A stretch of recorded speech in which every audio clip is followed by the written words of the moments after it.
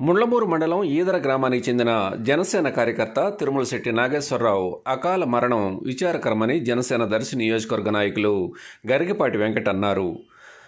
ఈరోజు నాగేశ్వరరావు భౌతికాయాన్ని సందర్శించి నివాళులర్పించిన వెంకట్ కుటుంబ సభ్యులను ఓదార్చి ఆర్థిక సాయం అందజేశారు. అలాగే మండల కేంద్రమైన ముళ్లమూరులో గిరిజనుడు ఏకసిరి శివయ్య అనారోగ్యంతో మృతి చెందగా కుమారులైన అంకమరావు, వీరాంజనేయులను పరామర్శించి ఆర్థిక సాయం అందించి భరోసా కల్పించారు.